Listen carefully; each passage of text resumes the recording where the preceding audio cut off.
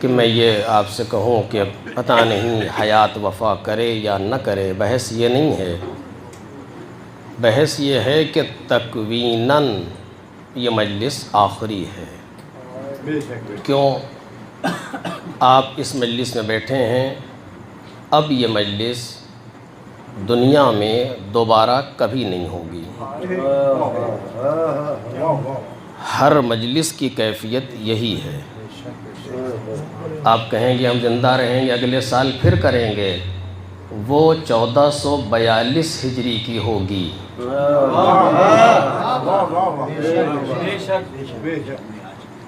29 محرم 1441 کی یہ مجلس ہو گئی۔ جو وقت گزر گیا وہ کبھی واپس نہیں آئے گا، لہٰذا ہر مجلس میں یہ سوچ کے شرکت کریں، چاہے وہ خطیب ہو، چاہے وہ نوحہ خان ہو، چاہے سوس خان ہو، چاہے سامع شرکت کرنے والے ہوں، چاہے بانی ہو، یہ سوچ کے کرے کہ یہ آخری ہے۔ یہ اور بات ہے کہ ہم کو اس کا اندازہ نہیں ہے کہ یہ ہے کیا، چونکہ جب کوئی چیز انسان کے وجود کو گھیر لے اور بغیر کسی مشکل اور دقت کے حاصل ہو جائے تو اس کی اہمیت کا اندازہ نہیں ہوتا۔ جس طریقے سے کہ مچھلی کو پانی کی اہمیت کا اندازہ نہیں ہوتا، چونکہ چاروں طرف اس کے وجود کو گھیرے ہوئے ہے۔ پیدا ہوئی تو اسی کو دیکھا، لہذا سمجھی نہیں پاتی کہ یہ ہے کیا۔ اور اگر کسی شکارچی نے یا کسی دوسری وجہ سے پانی کے تھپیڑوں نے باہر پھینکا، اب سمجھ میں آتا ہے کہ پانی کیا تھا۔ ہماری بھی کیفیت کچھ ایسی ہی ہے۔ آنکھ کھولی تو مجلس دیکھی، آنکھ کھولی تو فرش عزا پر آئے، اندازہ ہی نہیں ہوتا کہ یہ ہے کیا۔ جب موت کا ایک تھپیڑا ادھر پھینکے گا اس وقت پتہ چلے گا کہ مجلس کیا تھی۔ یہ آدھا گھنٹہ، یہ ایک گھنٹہ جو جمع ہو رہا ہے، اگر اسے ہم قبر تک بچا لے جائیں،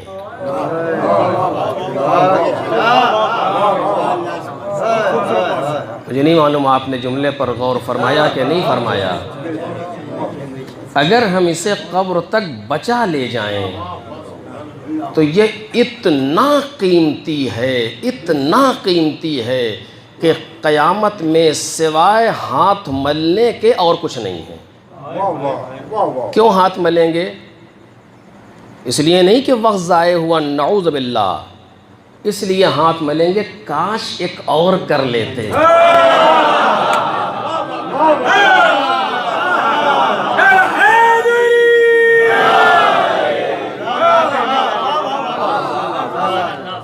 اگر میں پہلی مجلس پڑھ رہا ہوتا تو یہ نہ کہتا کہ آپ سمجھیں کہ میں دوسری مجلس سے بلانے کے لیے کہہ رہا ہوں، آخری ہے یہ۔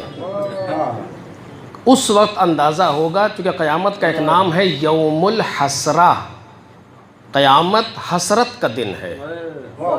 کیسی حسرت؟ یہی حسرت، کاش ایک اور کر لیتے، کاش مجلس میں اور پہلے پہنچ جاتے، کاش 2 لمحے فرش عزا پر اور بیٹھ جاتے۔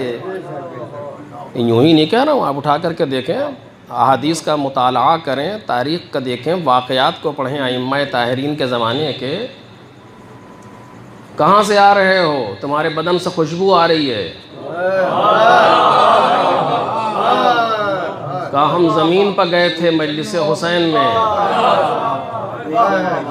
اچھا ہمیں بھی لے چلو۔ کہا مجلس ختم ہو گئی، اس زمین پر لے چلو جہاں وہ ذکر ہو رہا تھا۔ یہ کیا ہے؟ کوئی افسانہ ہے؟ داستان ہے؟ یہ اس کائنات کی حقیقت ہے۔ ہم اندھے ہیں کہ ہمیں اندازہ نہیں ہے، ہماری کوتاہی ہے کہ ہمیں پتہ نہیں ہے، ورنہ یہ اتنی بڑی نعمت ہے، اتنی بڑی نعمت ہے کہ دنیا میں نہ کسی کو ملی ہے نہ ملے گی۔ ایک صلوات پڑھیں محمد اور آل محمد۔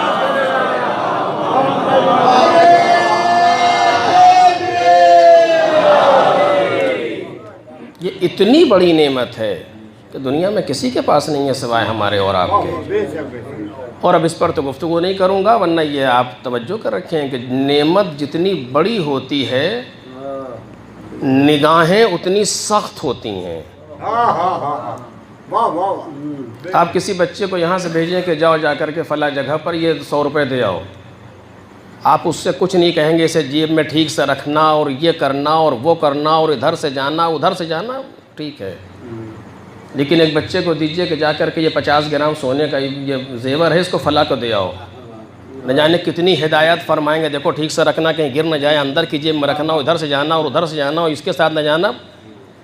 کیا ہوا یہ؟ وہ بھی تو وہی تھی، آپ ہی کی دی ہوئی چیز تھی، کہنا اس کی کوئی اہمیت نہیں تھی، کوئی گر گئی، لیکن اس کی اہمیت زیادہ ہے، یہ بڑی چیز ہے۔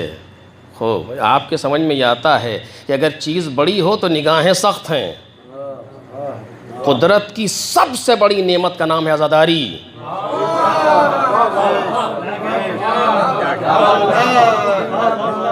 ائمہ طاہرین کی ولایت کے بعد سب سے بڑی نعمت ہے عزاداری۔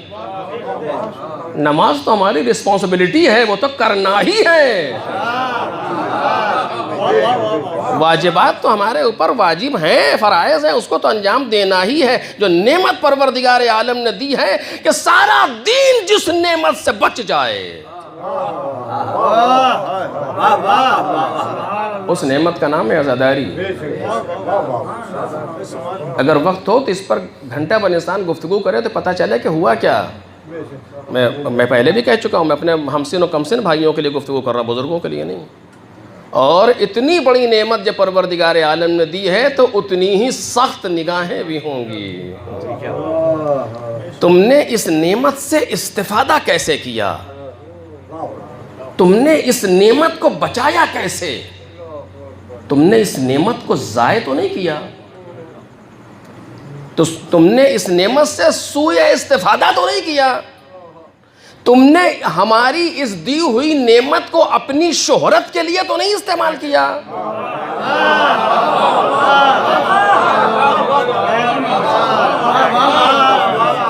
تم نے ہماری، میں اپنے لیے عرض کر رہا ہوں، تم نے ہماری اس دی ہوئی نعمت سے اپنے لیے تو فائدہ نہیں اٹھایا، یہ میری نعمت تھی۔ غلط کہہ رہا ہوں؟ ہے کہ نہیں؟ کوئی ہے جو انکار کرے کہ یہ سب سے بڑی نعمت نہیں ہے؟ اگر وقت ہو تو میں اس پر گفتگو کر سکتا ہوں، آپ کے سامنے ثابت کیا جائے کہ سب سے بڑی نعمت کا نام عزاداری ہے۔ اس وقت نہیں، ہر زمانے میں۔ ابھی وقت نہیں ہے کہ میں اس پر گفتگو کروں، میں نے دوسرا موضوع آپ کے سامنے بیان کرنا ہے۔ تو جب نعمت بڑی ہے تو اس پر وہ بھی ہوگا، پروردگار کی طرف سے نگاہیں بھی ہوں گی۔ میں اپنے آپ سے شروع کر رہا ہوں، صرف ایک جملہ مقدمتاً، باقی پھر آپ انشاءاللہ اسی پر قیاس کیجئے گا۔ قصہ ھذا، فرض کیجئے کہ میں نے 1 گھنٹے تقریر کی، اس سے زیادہ کا ارادہ بھی نہیں، 1 گھنٹہ میں نے تقریر کی۔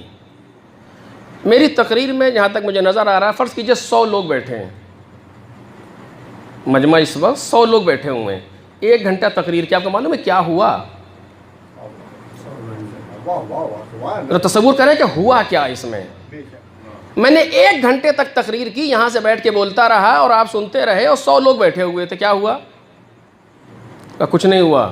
قیامت کے دن خدا کے سامنے 100 گھنٹوں کا ذمہ دار ہوں۔ یہ کہنا بہت آسان ہے کہ مجلس میں اتنا مجمع تھا، ہر آنے والا خطیب کی ذمہ داری کو بڑھا رہا ہے۔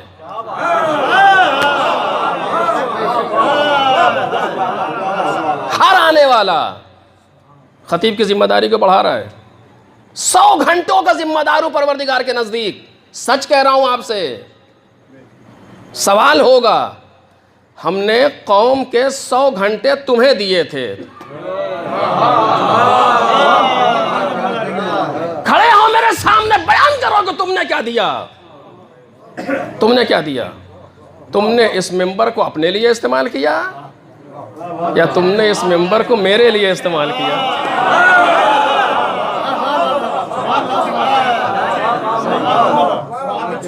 صحیح ہے یا غلط ہے؟ تم نے اس ممبر کو میرے لیے استعمال کیا یا اپنے لیے استعمال کیا؟ تمہارے باپ کی جاگیر تھی یہ؟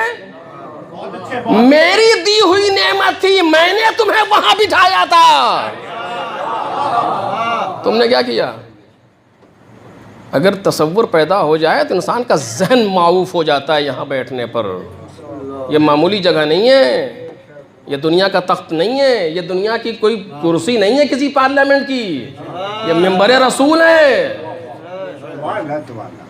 یہ وہ مقام ہے کہ جہاں سے پورے دین کو پیغمبر نے پہنچایا، یہ وہ مقام ہے جہاں سے ولایہ اہل بیت کو پیغمبر نے پہنچایا، یہ وہ مقام ہے جہاں سے عصمت اہل بیت کا بیان ہوا، یہ وہ مقام ہے جہاں سے سارے دین کا بیان ہوا۔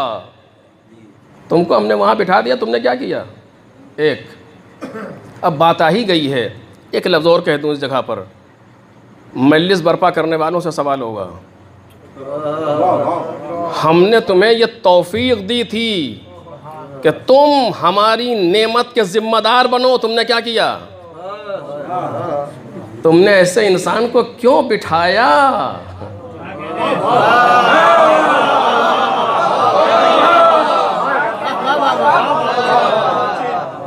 غلط نہیں کہہ رہا ہوں، غلط نہیں کہہ رہا ہوں، ذمہ داری ہے، یہ تمہاری ذمہ داری ہے بانیان، میں نہیں کہہ رہا ہوں میری کیا اوقات، پروردگار پوچھے گا، یہ تمہاری ذمہ داری، ہم نے اپنی نعمت کا بانی، ہم نے اپنی نعمت کا خادم تمہیں بنایا تھا، تم نے کیا کیا؟ تم اسی فکر میں رہے کہ لوگ کتنے آ رہے ہیں کس کو بلانے سے، یا تم اس فکر میں رہے کہ میرا پیغام کون پہنچا رہا ہے؟ تم سکہ رائج الوقت کی تلاش میں تھے یا تم مبلغان دین کی تلاش میں تھے؟ جواب دو۔ دوسرا مرحلہ، تیسری چیز آپ خود ہی سمجھ گئے ہوں گے، جب یہاں سے بات شروع ہوئی تو وہاں تک جائے گی۔ تم کیوں گئے ایسی جگہ پر؟ آپ کو معلوم ہے میں حدیث پڑھ رہا ہوں آپ کے سامنے، شوخی نہیں ہے، جناب امام محمد تقی علیہ السلام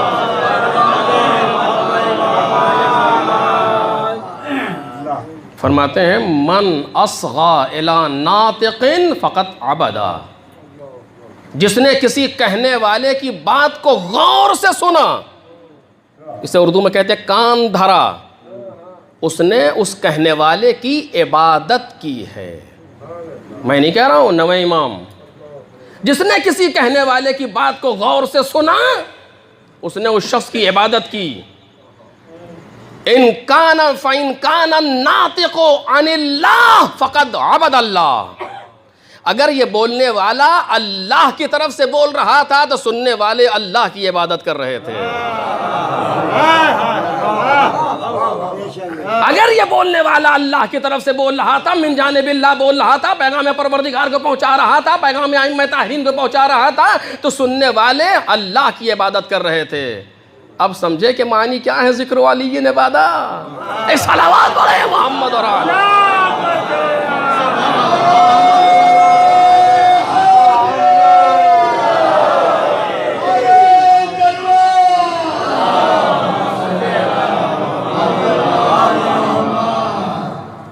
وَإِن كَانَ النَّاطِقُ يَنطِقُ عَن لِسَانِ إِبْلِيسِ فَقَدْ عَبَدَ إِبْلِيسِ، اگر وہ بولنے والا شیطان کی زبان سے بول رہا تھا تو سننے والا شیطان کی عبادت کر رہا تھا۔ ہم نے یہ نعمت آزاداری تمہیں دی ہے، 3 گروہ بیک وقت ذمہ دار ہیں۔ میں سچ کہہ رہا ہوں آپ سے میرے عزیزو، سچ کہہ رہا ہوں، چھوٹا منہ بڑی بات، لیکن سچ کہہ رہا ہوں آپ سے، ایک آزاداری میں کم از کم 3 گروہ ایک وقت میں ذمہ دار ہیں۔ پڑھنے والا، وہ سوس خان ہو، وہ خطیب ہو، وہ نوحہ خان ہو، وہ شاعر ہو، کوئی ہو، پڑھنے والا پڑھوانے والے، سننے والے۔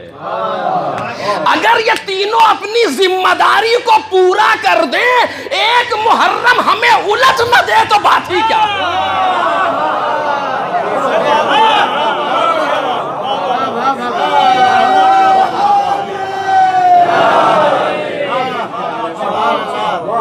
ایک صلوات پڑھیے بآواز بلند پر محمد۔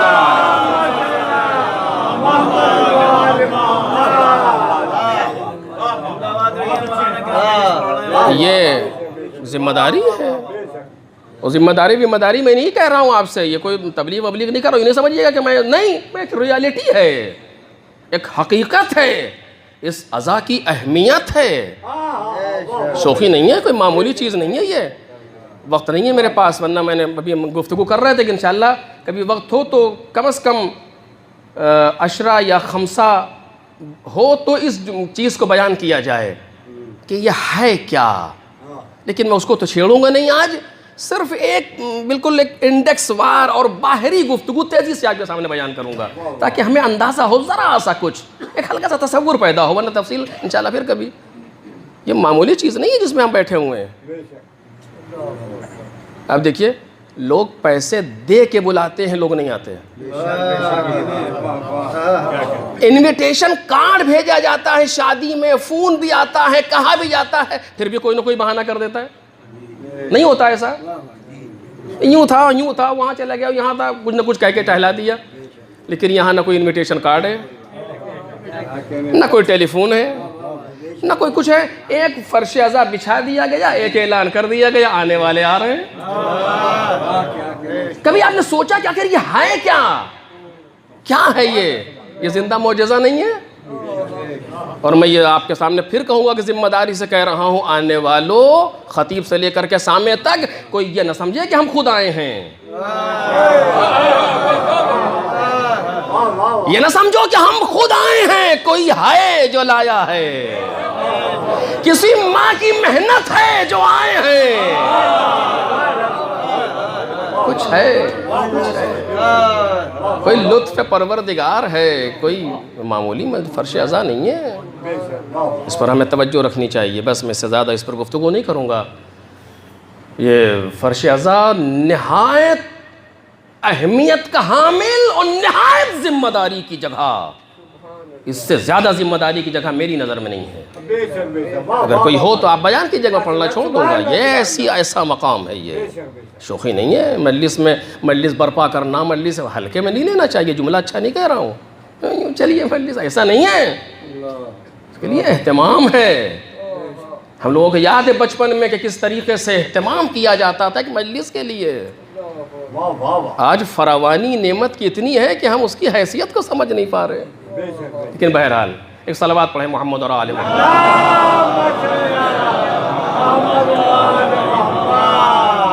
پیغمبر اکرم کی جو حدیث میں نے آپ کے سامنے گزارش کی، اس کا صرف ایک فقرہ ہلکا سا وہ بھی آپ کے سامنے عرض کرنا چاہتا ہوں۔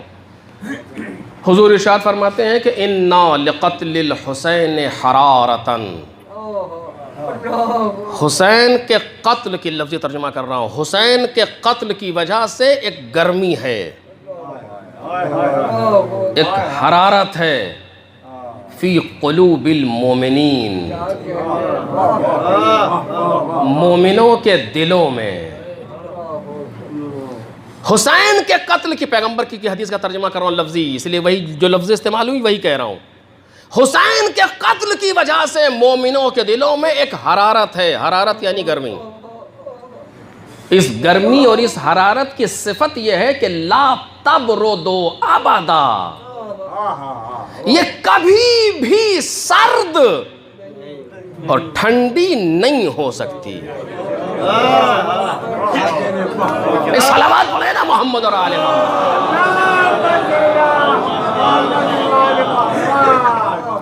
اس حدیث میں جس رخ سے بولیے کئی گھنٹے چاہیے، جس رخ سے گفتگو کرے، وہ جیسا جاہل انسان بھی علماء کو دے دیجئے تو اشرے ہیں اس پر، تو جس رخ سے گفتگو کیجئے اس حدیث پر بہت کچھ ہے کہنے کے لیے۔ میں تو کسی رخ پر نہیں، میں نہ اس قابل ہوں، صرف ایک ہلکا سا اشارہ آپ کے سامنے بیان کروں گا. آپ صرف اسی چیز پر اگر توجہ کر لیں جو پیغمبر نے کہا کہ اِنَّا لِقَتْلِ الْحُسَيْنِ حَرَارَةً فِي قُلُوبِ الْمُؤْمِنِينَ، مومنین کے دلوں میں حسین کے قتل کی وجہ سے حرارت ہے. میں صرف چونکہ ترجمہ کر رہا ہوں، لہذا دو جملے کہہ کر کے گزروں تاکہ بات اور زیادہ واضح ہو جائے انسان کے دل میں. دیکھیے ہر چیز کی ایک جگہ ہوتی ہے، درست؟ اب یہ سب تفصیل طلب ہے چیزیں. ہر چیز کو ہر جگہ نہیں رکھا جاتا. آپ گھر کے اندر داخل ہوں گے، گھستے ہی آپ کے داہنے یا بائیں ہاتھ پر ایک چھوٹی سی الماری رکھی ہوگی. اس میں کیا رکھا جاتا ہے؟ کا زیور کا سوال ہی نہیں، سوال ہی نہیں. یہ جوتے چپل کی جگہ ہے. تھوڑا سا آگے بڑھیے گا، کوئی دوسری صف نظر آئے گی، یہاں کیا رکھا جاتا ہے؟ کا کپڑے. ایک اور چیز نظر آئی، دروازہ کھولیے، یہ کیا ہے؟ کیا کھانے پینے کا سامان ہے، یہ فریج ہے. اور اندر در اندر کوئی چیز ہے تجوری کا، اس میں کیا رکھتے ہیں؟ کہ جوتے کا، جی نہیں، یہ زیورات کی جگہ ہے. ہر چیز کی ایک جگہ ہے، ہر چیز کے لیے ایک برتن ہے، ایک ظرف ہے. ظرف کو برتن کہتے ہیں. ہر چیز کے لیے ایک ظرف ہے. امامہ سر پہ، موزہ پیر میں، ہے کہ نہیں ہے؟ ہر چیز کی جگہ ہے. ہر چیز کے لیے ایک ظرف ہے، اسی میں رکھا جاتا ہے. اس کو جس کو رکھتے ہیں اسے مظروف کہتے ہیں، جس میں رکھتے ہیں اسے ظرف کہتے ہیں. ظرف و مظروف کا قانون ہمیشہ اور ہر گھر میں جاری ہے. اس میں کسی علم کی شرط نہیں ہے، اس میں کسی ایمان و دین کی شرط نہیں ہے. ہر انسان کا عقلی تقاضا یہ ہے کہ ظرف و مظروف کا قانون جاری ہے. کس جیب میں کیا رکھنا ہے اسے معلوم ہے کہ نہیں؟ اس طریقے سے کہ جی ہے. پیغمبر نے بھی قانون جاری کیا. حرارت قتل حسین ہے مظروف.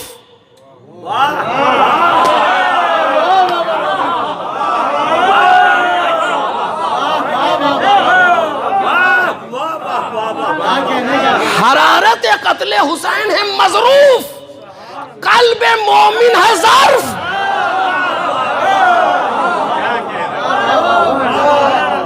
ایک صلوات پڑھیے بآواز بلند پر محمد اور آل محمد. لوگ باہر دیکھ رہے ہیں وہ تو ٹھیک ہے، جو صرف سن رہے ہیں وہ یہ نہ سمجھے کہ نعرہ میں خود لگا رہا ہوں. نعرہ لگانے والے کے پاس بھی مائک ہے. ایک صلوات پڑھیں محمد اور آل محمد. حرارت مظروف ہے، قلب مومن ظرف ہے. اب اس میں ہوا کیا، اس کے لیے بہت وقت چاہیے کہ یہ کیا ہے، لیکن بالآخر پیغمبر نے اس چیز کو استعمال کیا. اب اس میں کتنے نکات پائے جاتے ہیں اور کتنی چیزیں پائی جاتی ہیں اور کتنی گفتگو ہونی چاہیے، بزرگ مجھ سے بہتر جانتے ہیں، معلوم کریں. لیکن پیغمبر نے اس قانون کو جاری کیا. خوب یہ ایک چیز.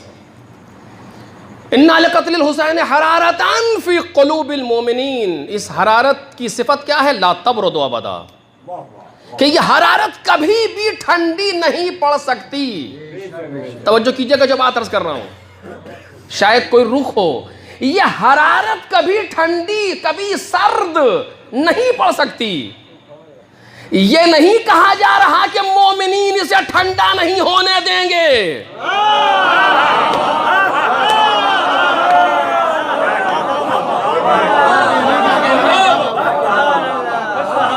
اگر یہ مجھ جیسے خطیب کی گفتگو ہو، مجھ جیسے خطیب کا بیان ہو تو اتنی دقت کی ضرورت نہیں ہے، کہہ دیا. لیکن یہ اس کا کلام ہے، فصاحتیں جس پر قربان ہو جائیں، بلاغتیں جس کے سامنے دم توڑ دیں. وہ یہ کہہ رہا ہے کہ یہ جو حرارت ہے ایسا نہیں ہے کہ مومنین اسے ٹھنڈا نہیں ہونے دیں گے. اس حرارت کی صفت ہے کہ ٹھنڈی نہیں ہوگی. اس حرارت کی صفت ہے کہ ٹھنڈی نہیں ہوگی، یعنی یہ مجبور کرے گی مومن کو.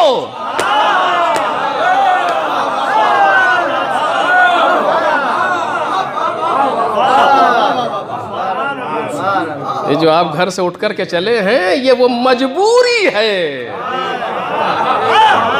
قتل حسین حرارتاً. اب اسی پر اگر گفتگو کی جائے تو آپ مجھ سے بہتر جانتے کتنا وقت چاہیے. اِنَّا لِقَتْلِ الْحُسَيْنِ حَرَارَةً فِي قُلُوبِ الْمُؤْمِنِينَ لَا تَبْرُدُ أَبَدًا. یہ کبھی بھی ٹھنڈی نہیں پڑ سکتی. کبھی بھی سرد نہیں ہو سکتی. کون کہہ رہا ہے؟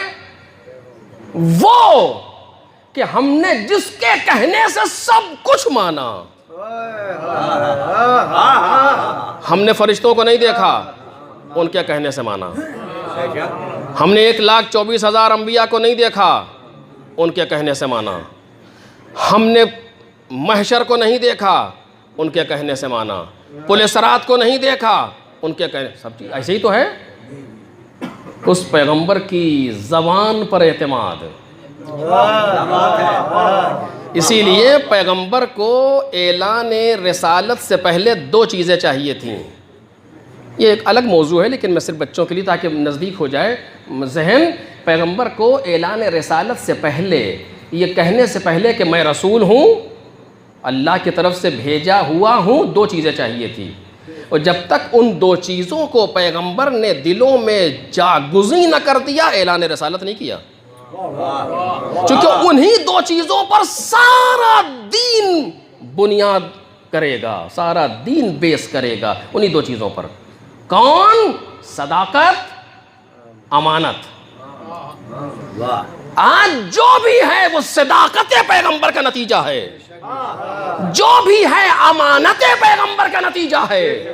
اور جب پیغمبر نے اپنی ذات سے، اپنے کردار سے ان 2 صفت کا لوہا منوا لیا اور اس منزل پر پہنچ گئے کہ جھوٹے انہیں سچا کہنے لگے.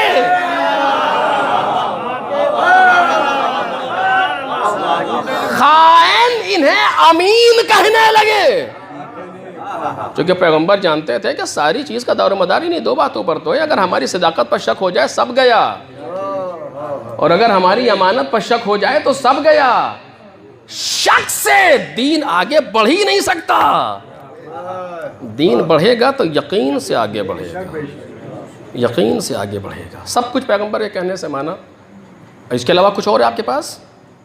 ابھی جناب جبرائیل آئے تھے اور یہ کہہ رہے تھے. کس نے دیکھا؟ کسی نے نہیں دیکھا. پیغمبر نے فرما دیا، لوگوں نے مان لیا. اب وہ کیوں مانا وہ ایک الگ موضوع، الگ گفتگو، لیکن مانا اسی طریقے سے، اور آج تک وہی چل رہا ہے اس طرح سے پورا. اسی پیغمبر نے کہا کہ دیکھو یہ جو حرارت ہے یہ کبھی ٹھنڈی پڑی نہیں سکتی. اس کے معنی کیا ہوئے؟ یعنی ہم اس حرارت کو باقی نہیں رکھیں.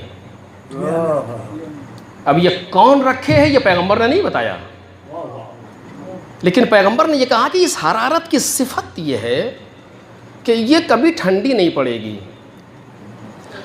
اب اگر یہاں تک گفتگو پہنچ گئی اور آپ نے اس چیز کو سماعت کر لیا تو اب یہاں بہت سی بحثیں ہیں. ان میں سے میں کسی بحث میں وارد ہونا نہیں چاہتا چونکہ نہ مقتضائے حال کے مطابق ہے، نہ دامن وقت میں گنجائش ہے کہ اس کو ساری چیزوں کو بیان کیا جائے، ورنہ کئی رخ سے اس پر گفتگو ہوگی کہ آخر کیا وجہ ہے کہ یہ حرارت ٹھنڈی نہیں پڑ رہی. کیوں ہے نا سوال؟ یہ کوئی بھی پوچھ سکتا ہے یہ سوال کہ آخر کیوں؟ جبر ہے کہ نہیں ہے؟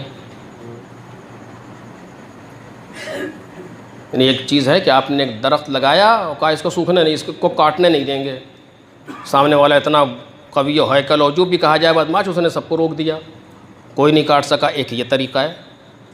ایک اس نے ایسا درخت لگا دیا ہی نہیں، ایک یہ طریقہ ہے. دونوں طریقے سے بچ رہا ہے وہ، لیکن کیا جبر سے؟ اگر جبر سے بچے گا تو پھر کمال نہیں ہے. چونکہ کمال اختیار پر مرتب ہے. اب یہ فلسفی گفتگو ہے اور اس میں کافی دقت کی اور علمی گفتگو ہے، اس کو نہیں چھیڑوں گا. میں آسان لفظوں میں کہنا چاہتا ہوں کمال انسانی اختیار پر مبنی ہے. اگر مجبور ہو تو کمال نہیں. اسی لیے فرشتوں کے یہاں کوئی کمال نہیں ہے کیونکہ فرشتے مجبور ہیں. جو پروردگار نے کہہ دیا بس، نہ ایک قدم آگے نہ ایک قدم پیچھے. یہ فرشتوں کی صفت ہے. جیسے آپ کے یہاں کمپیوٹر ہے یا آج کے زمانے میں موبائل ہے. میرے موبائل میں مثلا 1000 سے زیادہ کتابیں موجود ہیں، لیکن کوئی موبائل کو عالم نہیں کہتا. کوئی کمپیوٹر کو، لیپ ٹاپ کو عالم نہیں کہتا. کیوں؟ چونکہ مجبور ہے، جو دے دیا لے لیا. عالم اسے کہا جائے گا جو اپنے اختیار سے لے اور حفظ کرے اور اس میں زیادتی پیدا کرے. زیادتی کا نام کمال ہے نا. کمپیوٹر میں جو آپ نے رکھ دیا بس 100 سال تک وہی رہے گا, بڑھ نہیں سکتا آگے. وہ کہ آپ نے ایک پروگرام آج رکھا تھا 2 سال کے بعد زیادہ ہو گیا, وہ نہیں, ایسا کچھ نہیں ہے, وہ وہی ہے. اگر اپ ڈیٹ یا اپ گریڈ بھی کوئی پروگرام ہوتا ہے تو کوئی دوسرا کرتا ہے. موبائل خود نہیں کرتا, کوئی اختیار نہیں ہے. جہاں مجبوری ہے وہاں کمال نہیں, جہاں اختیار ہے وہاں کمال. اب پیغمبر نے کہا یہ حرارت کبھی ٹھنڈی نہیں ہوگی. کیوں؟ کیوں؟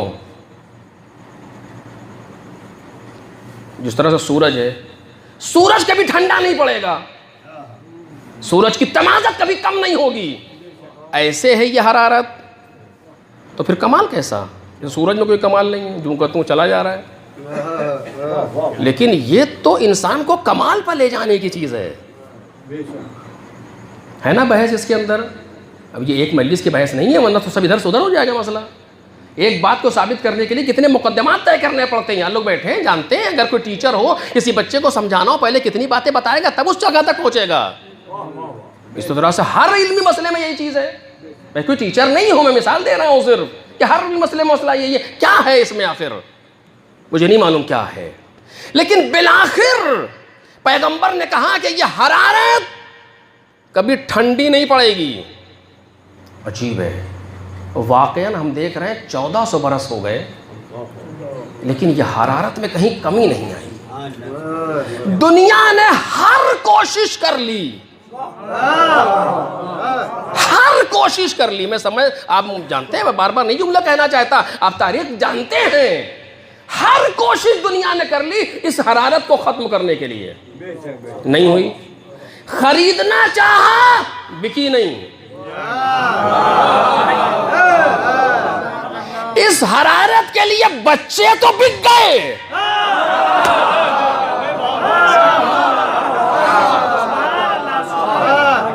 والدین نے بچوں کو تو بیچ دیا. آج کی طرح آزاداری نہ سمجھیے گا, یہ بڑی محنت سے یہاں تک آئی ہے. والدین نے بچوں کو تو بیچ دیا لیکن یہ حرارت نہیں بک سکی. دشمن نے چاہا تھا نا کہ خرید لے گا, سوال ہی نہیں. جھکانا چاہا, جھکی نہیں. کون سی طاقت ہے جو اس حرارت کے خلاف استعمال نہیں ہوئی؟ اس کا نام بتائیے. دولت لگی, پروپیگنڈے اس کے خلاف کیے گئے, اسلحوں سے جھکایا گیا, کبھی نہیں. دیواروں میں چن دیا گیا, کبھی نہیں. گردنیں کاٹ دی گئیں, کبھی نہیں. ہے کہ نہیں یہ؟ اور اماموں نے بھی نہیں روکا. مولا لوگ جا رہے ہیں, وہ ایک ہاتھ کاٹ کے جاتے ہیں زیارت پہ, کہا جاؤ. اچھا, ایک پیر کٹ رہا ہے کیا, جا رہے ہیں لوگ. 2 آئیں گے, ایک مارا جائے گا, ایک جائے گا, جا رہے ہیں. آپ ہندوستان کے مسئلے کو نہ دیکھیں, یہاں زداری بڑی سکون سے ہو رہی ہے اس وقت. بعض جگہ ایسی ہیں, میں جانتا ہوں, نام کیا لوں آپ کے سامنے, کہ جہاں پر کالی شرٹ پہن کے نکلنے والے کے بارے میں پتہ نہیں ہے کہ یہ واپس آئے گا.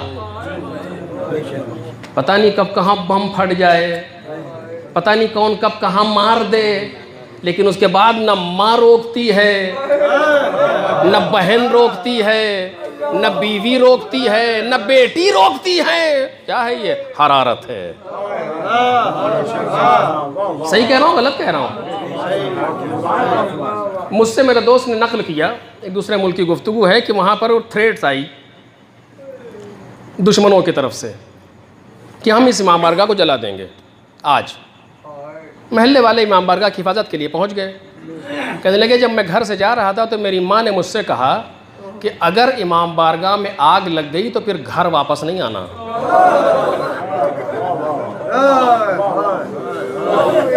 میں نے دوبارہ ان سے پوچھا کہ یہی جملے تھے؟ کہ نہیں جی, امی نے یہی جملے کہے تھے, اگر امام بارگاہ میں آگ لگ گئی تو واپس نہیں آنا. کون ہے یہ؟ وہ ہے جو بچے کے پیر میں کانٹا نہیں برداشت کرتی. ہے کہ نہیں ہے؟ کیا ہے یہ؟ حرارت ہے, یہ حرارت ہے. ہے کہ نہیں ہے؟ ابھی آپ دیکھیے ایک جم غفیر ہے جو عمدہ پڑ رہا ہے ہر طرف سے کربلا کی طرف، جس میں کچھ نہیں پتا ہے کہاں پر کب کیا ہوگا۔ دشمن نے کہا اس سال کی بات نہیں، 2-3 سال پہلے کی بات ہے، ہم 40 کو میں تباہی و بربادی کریں گے۔ جتنا مجمع تھا اس سے کہیں زیادہ۔ یہ کیا ہے؟ جو انسان اپنے جن کو ڈاکٹر کہتے ہیں کہ پیدل چلو تو نہیں چلتے، وہ نجف سے کربلا پیدل جا رہا ہے۔ نہیں آپ کے سامنے ایسے لوگ؟ کیا ہے یہ؟ حرارت ہے، حرارت ہے، مجبور کر رہی ہے لے جانے پر۔ چلے جا رہے ہیں، نہ آرام کا خیال ہے، نہ سکون کا خیال ہے، نہ کھانے کا خیال ہے، نہ پینے کا خیال ہے، گرد پڑی ہوئی، خاک پڑی ہوئی، نہ الرجی کی فکر ہے، کسی بات کی نہیں، چلے جا رہے ہیں۔ کیا ہے یہ معجزہ حسینی نہیں تو اور کیا ہے؟ ایک صلوات پڑھے نا محمد اور آل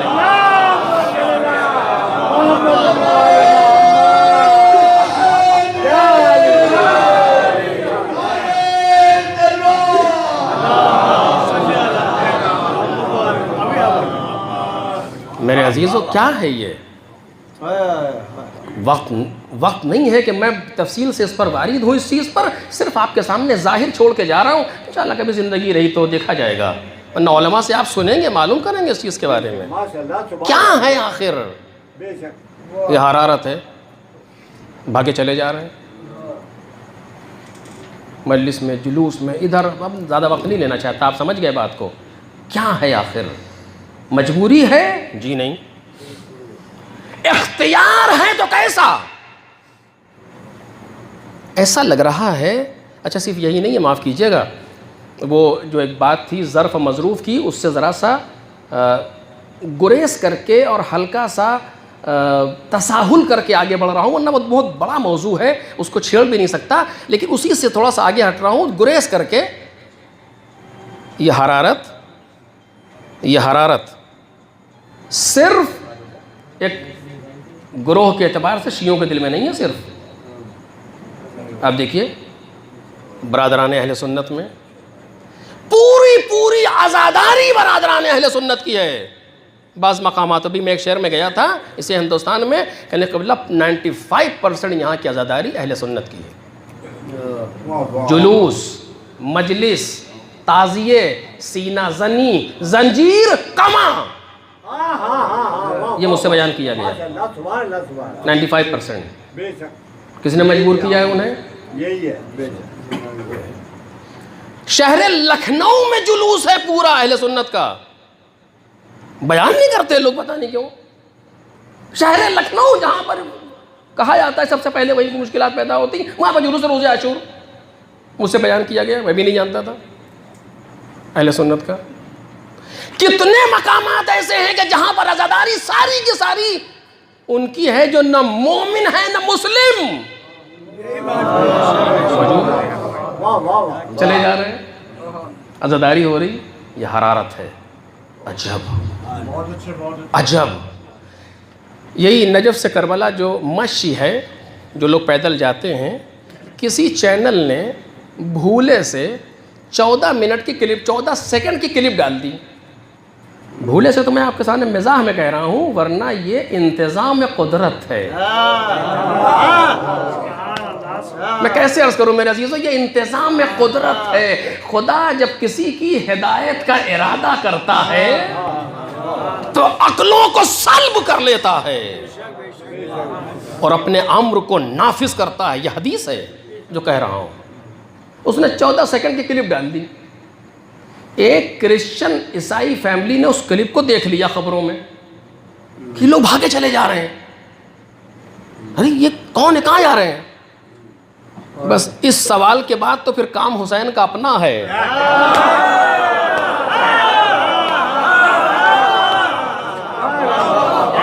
پھر صلوات پڑھیں نا محمد اور آل محمد۔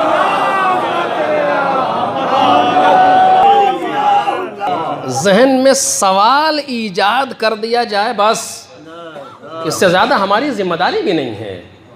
صرف اتنا سا ایک ہلکا سا دریچہ کہیں کھل جائے، ایک ہلکا سا کہیں روزنہ کھل جائے کسی کے ذہن میں کافی ہے. اس کے بعد وہ اپنا کام خود کرنا جانتے ہیں، کر لیتے ہیں. وہ پہلے بھی کرنا جانتے ہیں. وہ سوچو یہ کون ہے، کہاں جا رہے ہیں؟ دھیرے دھیرے دھیرے تحقیق شروع کی انہوں نے. آپ یقین کریں گے اگلے سال وہ فیملی خود نجف سے کربلا پیدل چل رہی ہے.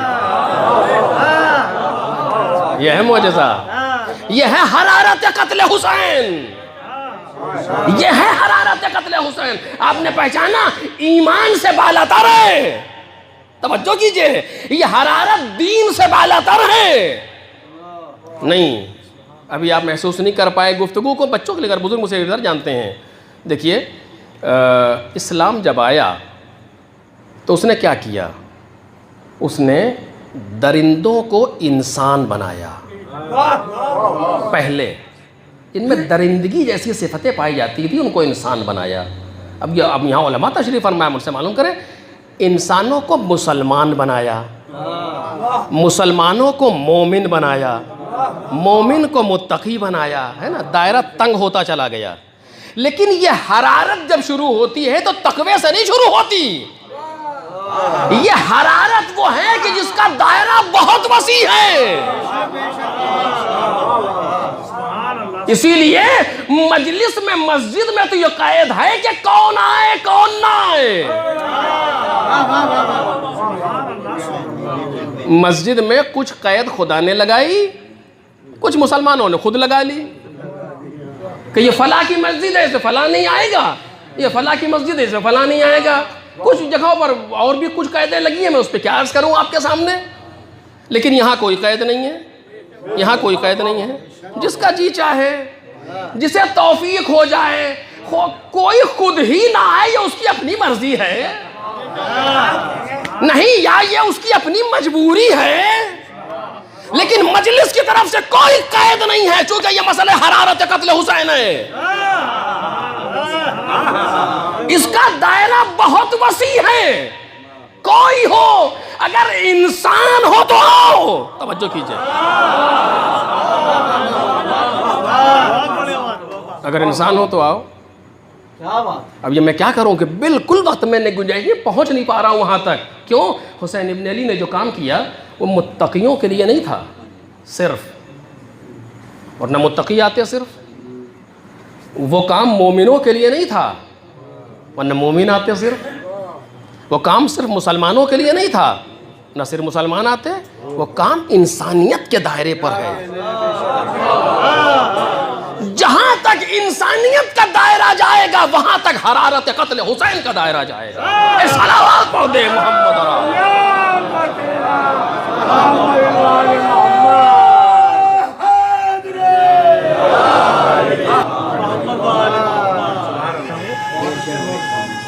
جہاں تک انسانیت کا دائرہ ہے وہاں تک حرارت قتل حسین کا دائرہ نہیں. بات اور آگے ہے، لیکن ابھی داون وقت میں گنجائش نہیں ہے کہ میں اس کی دلیل آپ کے سامنے پیش کروں. بس میں اسی جگہ پہ بات کو روک رہا ہوں، اور میں کیا کروں، مجبور ہوں کہ اس جگہ پہ گفتگو کو روکا جائے. میں پہلے عرض کیا کہ یہ موضوع کتنا وسیع ہے، اور آپ اندازہ لگا رہے ہوں گے اس وقت کہ موضوع کتنا وسیع ہے. حسین ابن علی ایک مقصد لے کے اٹھے، اور اس مقصد تک پہنچنے کے لیے میرے عزیز میں سچ کہہ رہا ہوں کافی وقت چاہیے تھا. ایک مقصد لے کر کے حسین ابن علی اٹھے، اور اب دیکھنا یہ ہے کہ اس مقصد میں کامیاب ہوئے یا نہیں. مقصد یہی تو ہے. مقصد دیکھیے، کون جیتا اور کون ہارا اس چیز کو ظاہری جنگ سے فیصلہ نہیں کیا جا سکتا. یہ غلط ہے، عقلاً غلط ہے، عقلائیاً غلط ہے. نہ عقل سے مانتی ہے نہ عقلائی سے مانتے ہیں. دو آدمی آپس میں لڑ گئے، ایک نے مار دیا، دوسرا مر گیا. آپ کہیں جو مر گیا وہ ہار گیا، جو مار دیا وہ جیت گیا. یہ صحیح ہے؟ کہ صحیح بھی ہے غلط بھی ہے. تو یہ کیسے ہو سکتا ہے کہ وہ صحیح بھی ہو غلط بھی ہو؟ کہ یہ صحیح ہے، سارے مسائل ایسے ہی ہیں. کیوں؟ کا دیکھنا یہ ہے کہ یہ لڑے کس بات پہ تھے.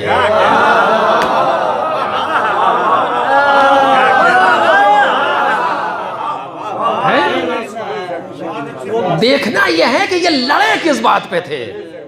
آیا یہ کسی اکھاڑے میں کشتی لڑ رہے تھے کہ جہاں ظاہری چت کر دینے پر ہار و جیت کا فیصلہ ہو، یا کسی مقصد کے تحت میدان میں اترے تھے کہ جہاں مقصد فیصلہ کرے گا؟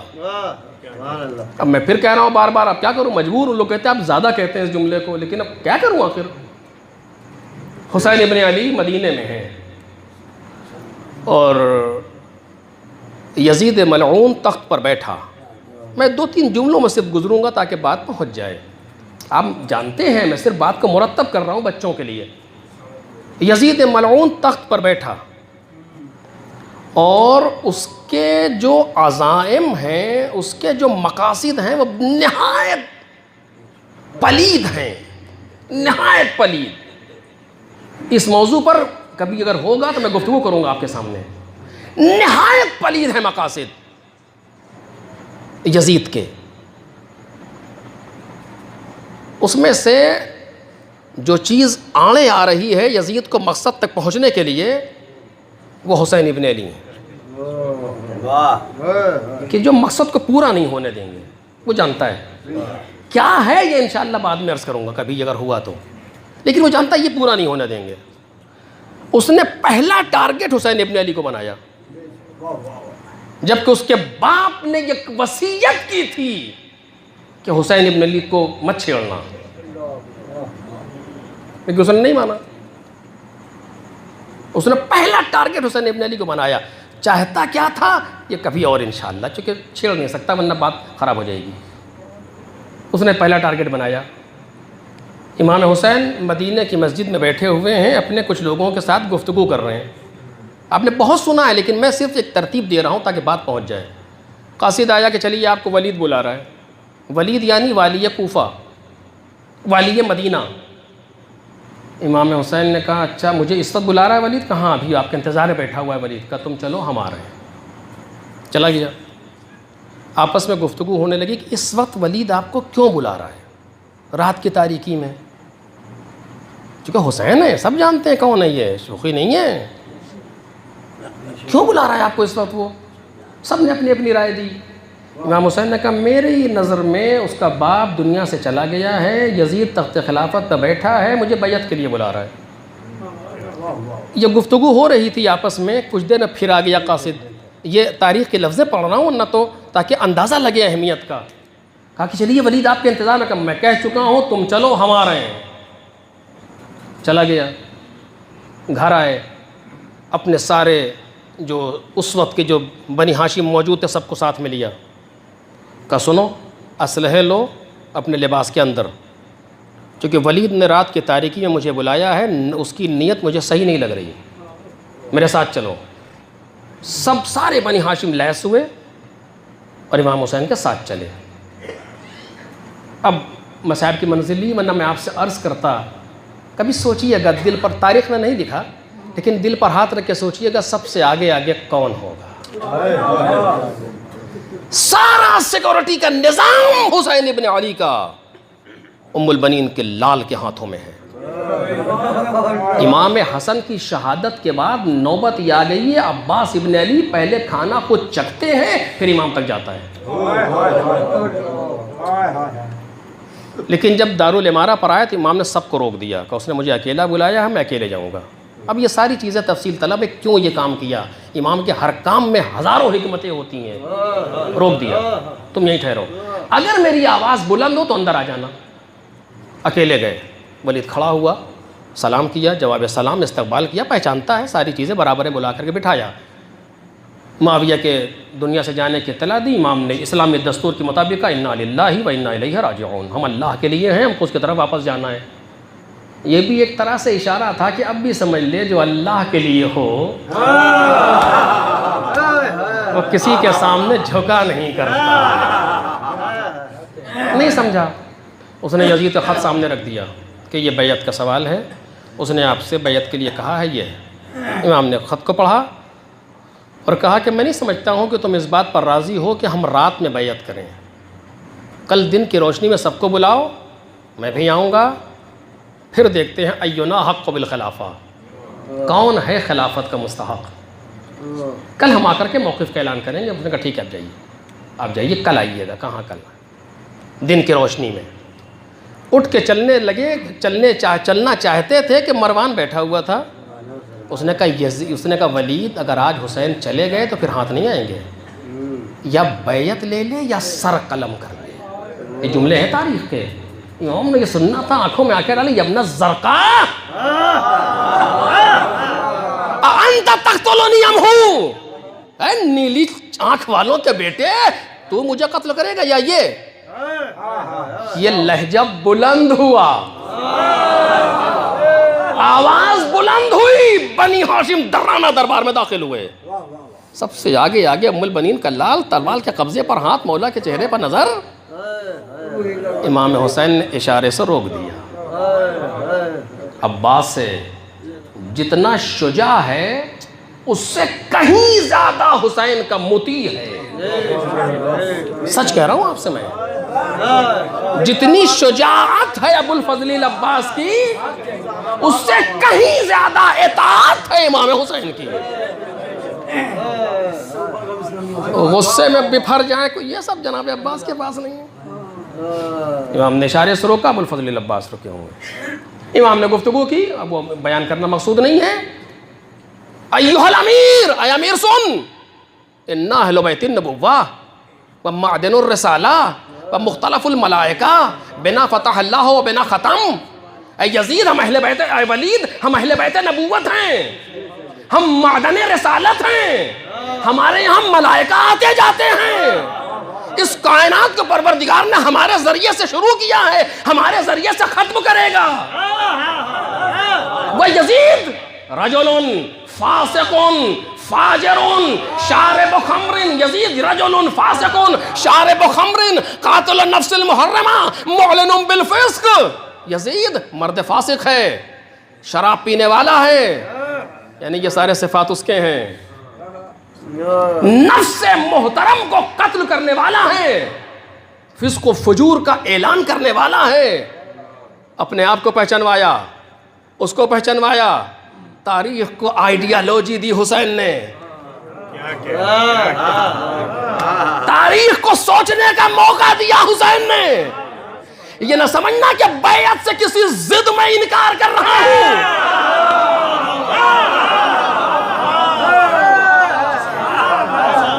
یہ لمحہ فکریہ ہے تاریخ کے لیے. پہچان میں کون ہوں اور وہ کون ہے. آئیڈیالوجی دی, پوری منطق بیان کی حسین ابن علی نے, اور کہا سن مثلی لا یبایع لمثلہ, مجھ جیسا اس جیسے کی بیعت نہیں کر سکتا. اب جملہ آپ کے سامنے کہہ رہا ہوں, اگر آپ نے سمجھ لیا تو کافی ہے, وضاحت نہیں کروں گا. مجھ جیسا اس جیسے کی بیعت نہیں کر سکتا ابھی نہ کبھی.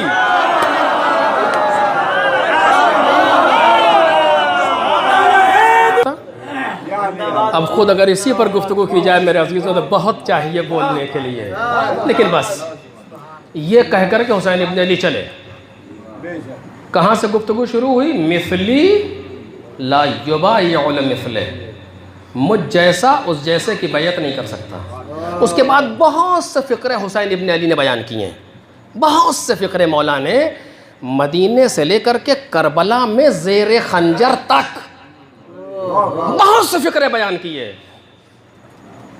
تحریک کربلا کو ان سے بہتر کون پہچانوائے گا؟ کسی خطیب میں دم ہے, کسی مورخ کے قلم میں طاقت ہے, کسی شاعر کی فکر میں پرواز ہے جو حسین ابن علی سے بہتر کربلا پہچانوا دے؟ سوال ہی نہیں پیدا ہوتا.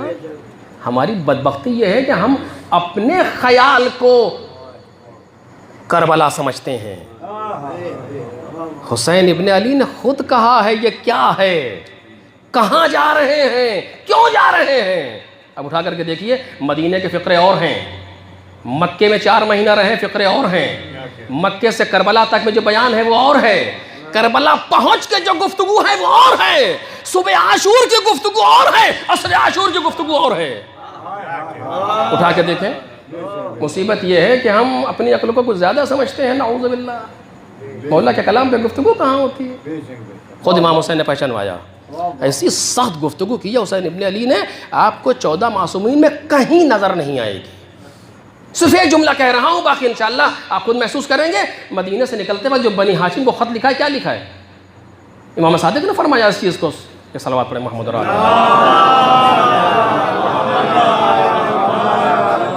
علیہ الصلوۃ والسلام. انہوں نے نقل فرمایا کہ سنو، جو راوی نے سوال کیا تھا ان کا، دیکھو میں ایک بات کہہ رہا ہوں، آئندہ یہ سوال نہ کرنا. وہ سوال کیا تھا وہ نہیں عرض کروں گا. اور جو امام نے فرمایا کہ سنو، امام حسین نے خط لکھا تھا. خط کیا ہے؟ 2 لائنیں لکھی ہیں، من لحق بی منکم استشہد ومن تخلف لم یبلغ الفتح والسلام. یہ والسلام تک ہے. جو تم میں سے، بنی ہاشم سے کہہ رہے ہیں، جو تم میں سے میرے ساتھ آئے گا وہ شہید ہوگا، اور جو روح گردانی کرے گا کامیاب نہیں ہوگا. والسلام. اب دکھائیے کسی نے اتنا سخت جملہ لکھا ہو اپنی قوم سے؟ کہیں کہاں ہو پیغمبر نے اتنا سخت؟ امام حسین نے اتنا سخت جملہ لکھ کر کے، کہہ کر کے مدینے سے چلے ہیں. آغاز تحریک ہے، چلتے رہے، پہچانواتے رہے، اس سے مجھے بحث نہیں ہے. یہاں تک کہ حسین ابن علی کربلا کے میدان میں آ گئے. یزید نے مدینے میں قتل کرنا چاہا، نہیں ہو پایا. مکے میں قتل کرنا چاہا، نہیں ہو پایا. حسین ابن علی نے ان ارادوں کو پہچان لیا، مدینہ بھی چھوڑ دیا، مکہ بھی چھوڑ دیا. مکے سے یہ کہہ کے چلے کہ سنو، میں ایک بالشت مکے کے باہر مارا جاؤں مجھے گوارا ہے، مکے کے اندر مرنا گوارا نہیں. یہ جملے ہیں مولا کے. کیوں؟ اب یہ تاریخ کا پورا باب ہے کیوں، لیکن بہرحال بیان کا موقع نہیں ہے. امام حسین نے یہ کہا. کربلا آ گئے. کربلا میں آپ جانتے ہیں کیا ہوا؟ 8 دن کی بستی بسائی. 8 دن کی بستی، 2 کو آئے 10 کو شہید. اور اس 8 دن کی بستی میں کیا ہو گیا کہ جس پر 1400 برس سے گفتگو چلی آ رہی، اور ایسا لگتا ہے ابھی کچھ کمی ہے، ابھی کچھ کمی ہے. بہرحال اسے عرض نہیں کروں گا. کربلا میں صبح سے جنگ شروع ہوئی. امام حسین ایک ایک کر کے قربانی دیتے رہے، قتل ہو گئے. یہاں تک ہو گیا نا، آپ سب جانتے ہیں. امام حسین شہید ہو گئے. جیتے یا ہارے سوال بچا ہے نا ابھی. جیتے یا ہارے. کہ اگر امام حسین نے اس لیے جنگ کی ہوتی کہ آؤ لڑیں، دیکھیں کون مارتا ہے کون مرتا ہے، تو ہار گئے. نعوذ باللہ، حاکم بدان. لیکن جنگ کس بات پہ تھی؟ اس کے لیے میں نے یہ پورا مقدمہ آپ کے سامنے پیش کیا تھا، جو اتنا بیان کیا مدینے کا حال. جنگ کس بات پہ تھی؟ جنگ اس بات پہ تھی کہ مثلی لا یبایعون مثلہ، مجھ جیسا اس جیسے کی بیعت نہیں کر سکتا. مجھ جیسے میں کون آئے گا؟ امام حسین جیسے میں صرف 14 معصومین، دوسرا کوئی نہیں. کوئی بھی حسین جیسا نہیں ہے، صرف یہ 14 ہیں جو ایک دوسرے کے جیسے ہیں. ان کے علاوہ کوئی نہیں. انبیاء کو ان پر قیاس نہیں کیا جا سکتا، رسولوں کو ان پر قیاس نہیں کیا جا سکتا. لا یقاس بنا احد، کائنات میں کوئی ایک بھی ہم پر قیاس نہیں ہو سکتا. حسین جیسا یا علی ابن الحسین ہے، یا محمد باقر ہے، یا علی مرتضیٰ ہے، یا پیغمبر ہے، یا سیدہ ہے، یہ ایک دوسرے جیسے ہیں. مجھ جیسا تو کوئی نہیں. لیکن سن، جو میرے سائے میں آ جائے گا، جو میرے سائے میں آ جائے گا، ابھی بھی آیا ہوگا تو ایسا بنا دوں گا کہ بیعت نہیں کرے گا. ایک صلوات پڑھیں نا محمد اور آل محمد.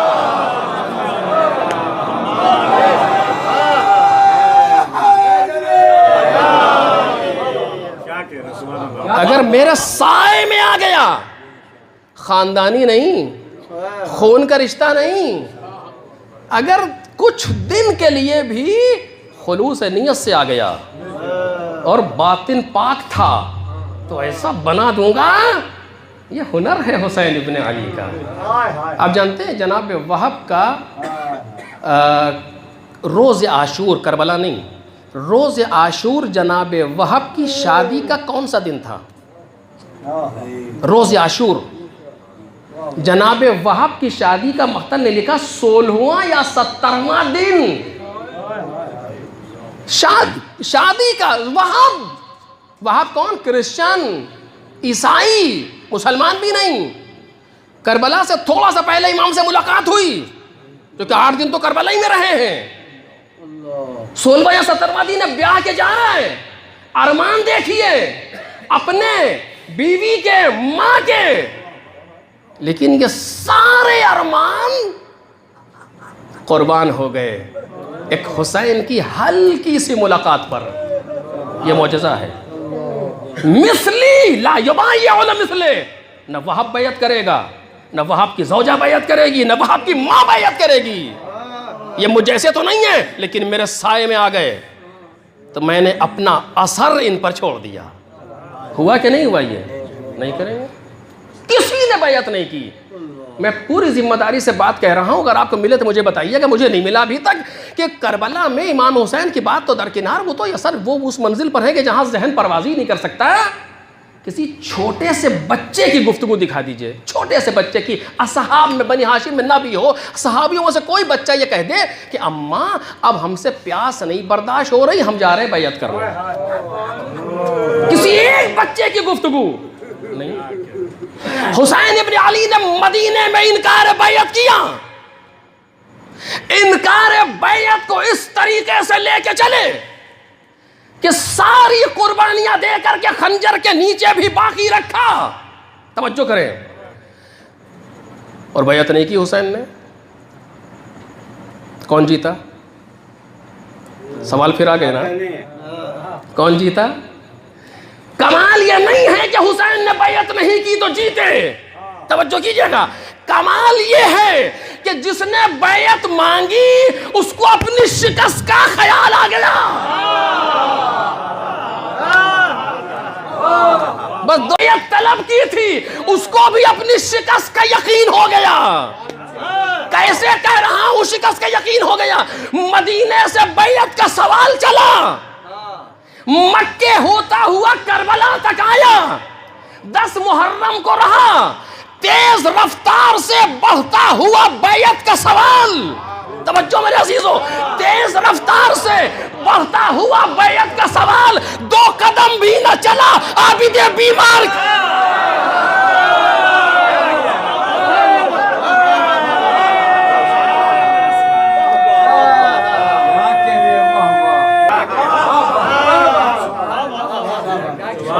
تیز رفتار سے بڑھتا ہوا بیعت کا سوال 2 قدم بھی نہ چلا عابد بیمار کے ساتھ. کیوں؟ مدینے سے تو تم بیعت مانگ کے چلے آئے، اس کے تو ہاتھ میں ہتکڑی ہے، پیروں میں بیڑی ہے، کمر میں لنگر ہے، گلے میں توکے خاردار ہے. یہ بھوکا ہے، یہ پیاسا ہے، یہ اسیر ہے، مانگو بیعت. لیکن میں نے نہیں دیکھا، آپ کو ملے تو مجھے بتائیے گا، میں نے نہیں دیکھا عمر سعد نے بیعت مانگی ہو، ابن زیاد نے بیعت مانگی ہو، یا خود یزید نے بیعت مانگی ہو. کیوں؟ کیونکہ ظالم کو شکست کا یقین ہو گیا. ایک صلوات پڑھ دیں محمد اور آل.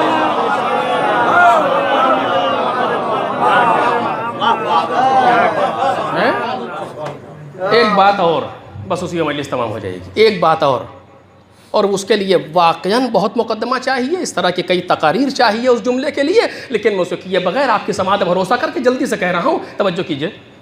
ایک جملے میں آپ نے سنا ہے امام حسین قتل کر دیے گئے، شہید ہو گئے، کنبہ اسیر ہو گیا، لوگ لے کر کے بازار میں آ گئے. ایک شخص آیا، اس نے امام سجاد سے آ کے پوچھا یہی سوال جو میں نے آپ سے کیا کہ یہ بتائیے کربلا میں کون جیتا، آپ کا باپ، آپ کا بابا یا یزید؟ کیا کہیں؟ اگر یزید جیتا تو پھر آپ نے اتنا بڑا معرکہ کیوں طے کیا تھا؟ یعنی امام حسین کی پوری تحریک ابس بے مقصد ہو جائے گی نا. کیوں کیا آپ نے اتنا سارا کام، کتنے لوگ مروا دیے بلا وجہ؟ اگر کہیں یزید جیتا اور اگر کہیں بابا جیتے تو پھر یہ کیا ہے؟ یہ نوکے نیزہ پر سر کیسے؟ یہ بے ردا بیویاں کیسی، یا آپ کے ہاتھ میں ہتھکڑی کیسی، کیا کہیں؟ نہ یزید جیتا کہہ سکتے ہیں، نہ بابا جیتا کہہ سکتے ہیں تاریخ میں. وہ سامنے والا آنے والا مومن و متقی پرہیزگار تو نہیں ہے، وہ تاریخ سے کوشچن کر رہا ہے، سوال کر رہا ہے کون جیتا. امام نے وہی جواب دیا جو اس کی سمجھ میں آ سکتا تھا، جو تاریخ کی حقیقت تھی. کہا سن، اس سوال کو یہاں نہ کر، اس کا جواب یہاں نہیں ہے. کہا پھر کہاں ہے؟ کہا جا کے مسجدوں میں دیکھ، جا کے مسجدوں میں دیکھ. اگر مسجد کے مأذنے سے آواز آ رہی ہے اشہد ان لا الہ الا اللہ، سمجھ لینا کہ بابا جیت گیا، سمجھ لینا کہ میرا بابا جیت گیا. اور اگر یہ آواز بند ہو گئی تو سمجھ لینا کہ یزید جیت گیا. امام حسین نے وہی، امام سجاد نے وہی سمجھایا، مثلی لا یبایع مثلے. یہ جنگ اس چیز کی نہیں تھی کس نے سر کاٹا کس کا سر کٹا، یہ جنگ ایک مقصد کی تھی. اب اس مقصد کو بیان نہیں کر پاؤں گا، نہ شروع بھی نہیں کر سکتا، اسی جگہ بات کو روک رہا ہوں. جا کے دیکھ مسجدوں سے آواز آ رہی ہے کہ نہیں.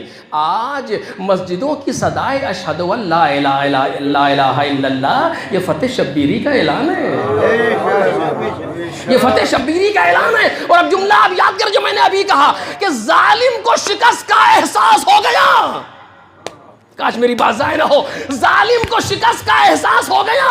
معجزہ یہ ہے امام سجاد کا کہ امام سجاد نے بابا کی فتح کا اعلان یزید سے کروا دیا.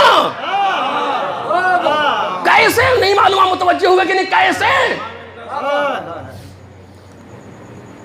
ایک خطیب منبر پہ آیا شام کے دربار میں، اور اس نے یزید کے لیے، جو جیسا خطیب ہوتے تھے، یزید کے لیے قصیدہ پڑھنا شروع کیا.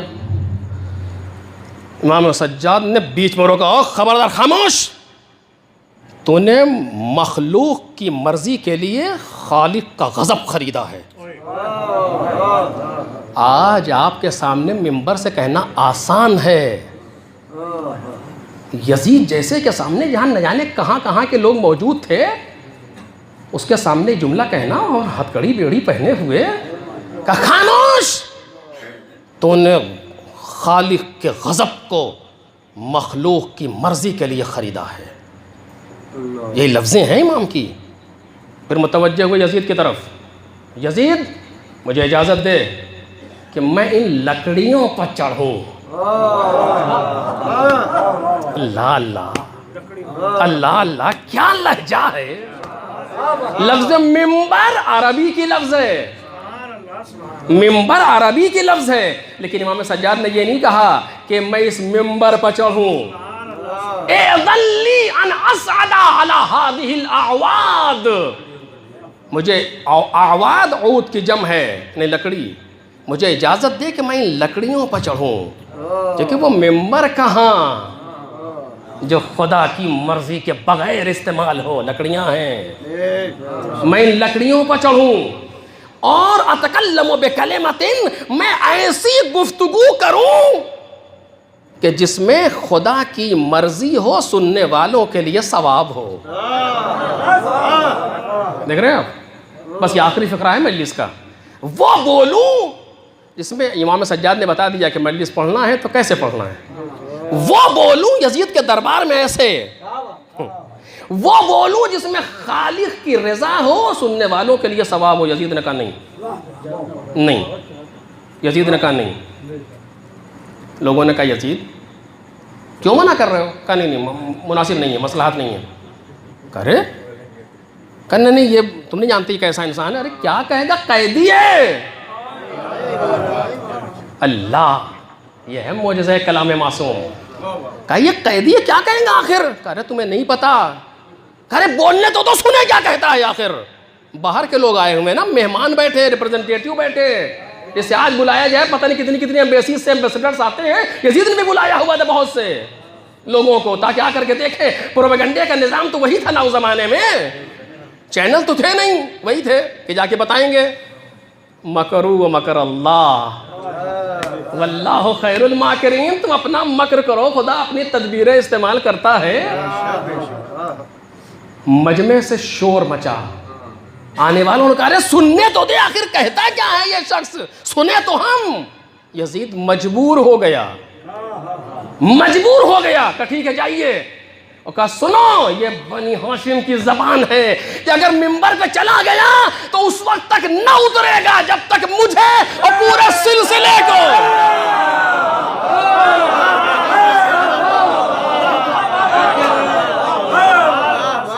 اس وقت تک نہ اترے گا جب تک مجھے اور سب کو ذلیل نہ کر لے۔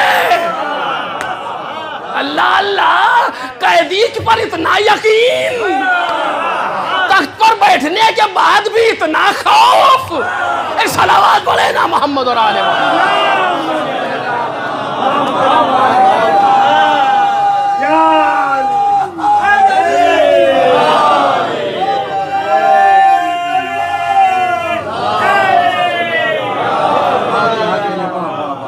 ایک صلوات پڑھیں بآواز بلند بر محمد اور آل محمد۔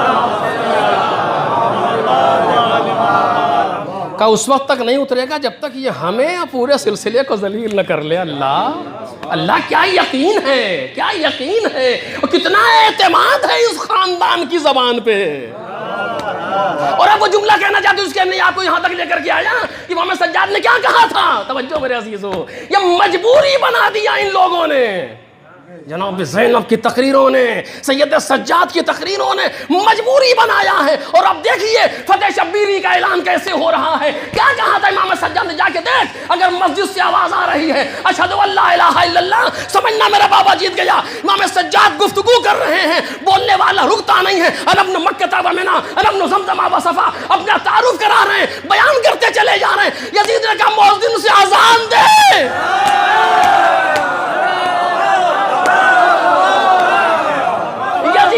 مؤذن سے اذان گئے۔ امام سجاد نے جب نہیں سوچا، یہی تو چاہ رہا تھا، یہی تو چاہ رہا تھا کہ تیری جگہ سے، تیرے دربار سے میرے بابا کی فتح کا اعلان ہو۔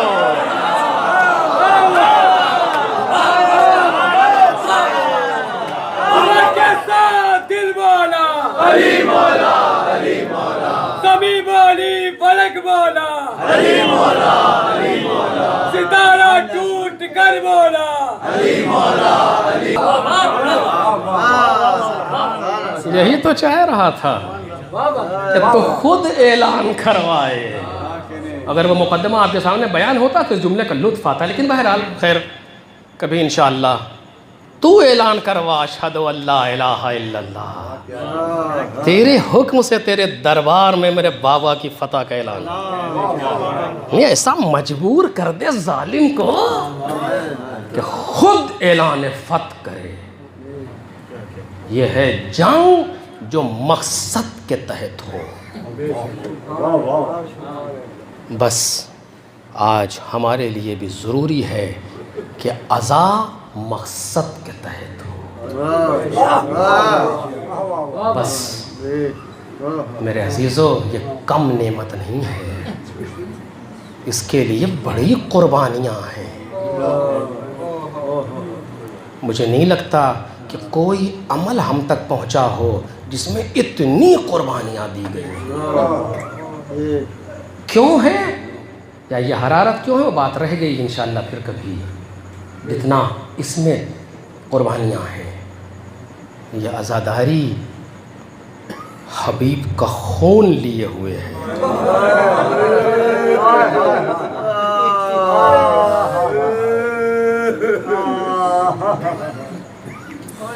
یہ عزاداری مسلم ابن اوسجا کا لہو لیے ہوئے ہے۔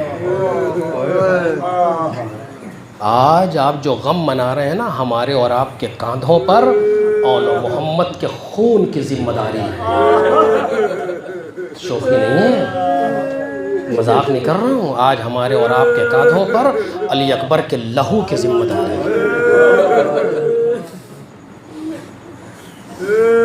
آج جو یہ نعمت ہم اور آپ تک پہنچی ہے، اس میں عباس کے شان قلم ہے۔ اتنی بڑی چیز ہے۔ رو لیے آپ، ختم کر دوں اسی جگہ، لیکن پھر وہی کہوں گا آج عشرے کی آخری مجلس ہے۔ بچے تو اگلے برس، ہم ہیں اور یہ غم پھر ہے جو چل بسے.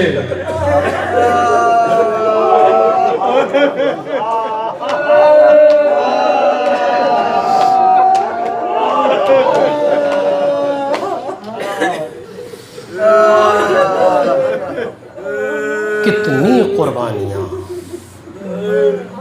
یوں ہی نہیں کہا تھا انا قتیل العبرا لا یذکرنی مؤمن الا استعبرا.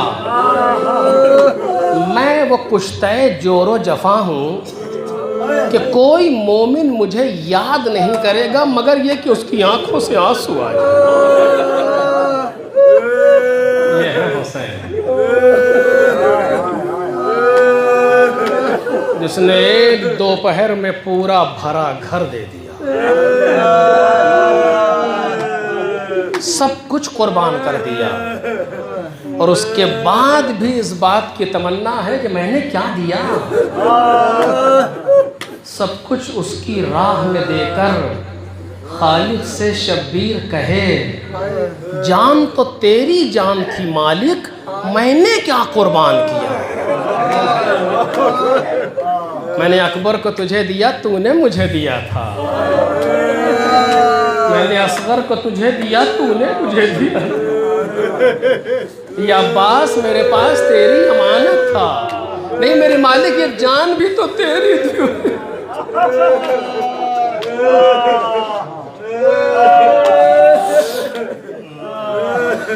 ایک وقت آیا کہ جب حسین ابن علی نے جدھر دیکھا سناٹا دیکھا. مقتل کے فقرے پڑھوں گا آپ کے سامنے. جدھر دیکھا سناٹا دیکھا, حبیب کے خیمے میں آئے خالی ہے,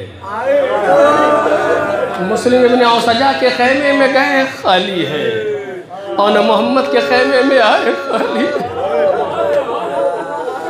عباس کے خیمے میں آئے خالی ہے. کہتے جاتے ہیں لا حول ولا قوت الا باللہ.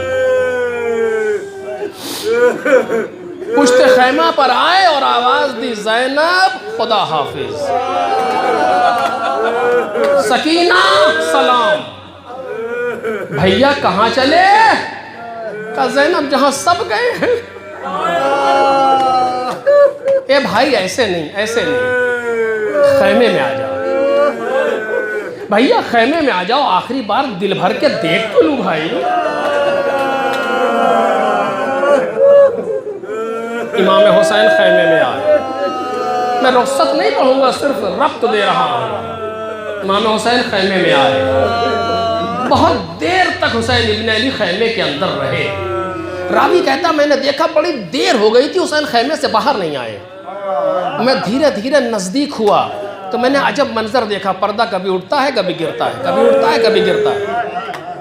میں اور قریب ہوا تو میں نے دیکھا کہ حسین پردہ اٹھا کے باہر آنا چاہتے, بچے پیروں میں لپٹ گئے.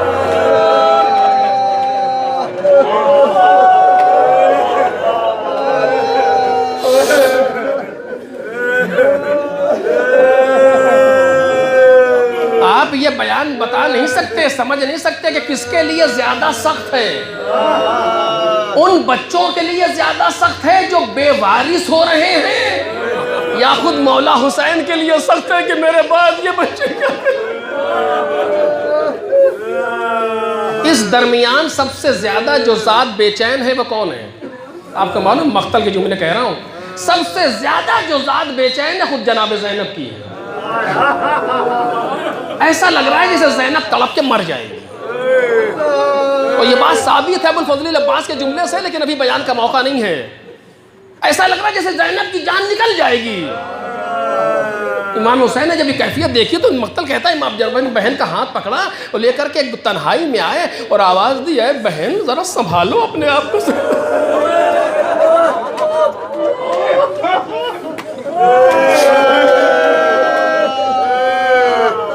مرتضیٰ کی بیٹی تمہاری کیا کیفیت ہے زینب؟ ابھی تو تمہیں ان بیویوں کو دیکھنا ہے, ان بچوں کو دیکھنا ہے, ہمارے سجاد کو سنبھالنا ہے زینب. اور زینب کہتی بھیا کیا کروں, دل پھٹا جاتا.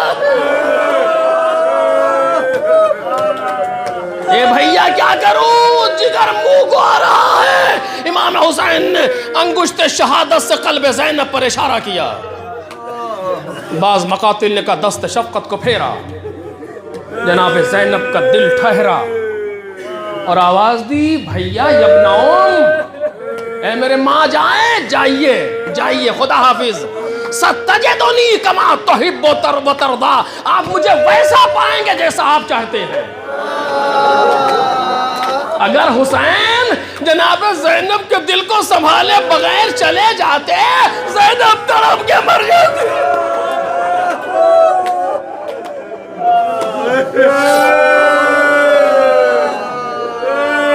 گھوڑے پہ بیٹھ گئے، چلے، کچھ دور گئے تھے، آواز آئی، 2-3 قدم گھوڑا چلا، جناب زینب نے کہا بھیا ٹھہریے، بھیا ٹھہریے۔ امام حسین رک گئے، قریب آئیں، کیا ہے زینب؟ کہا بھیا ذرا گھوڑے سے جھک جائیے۔ امام حسین پشت فرس سے جھکے، جناب زینب پنجوں کے بل آئی، آ کر کے گردن کے بوسے لیے۔ اے زینب یہ کیا کیا؟ بھیا اماں نے کہا تھا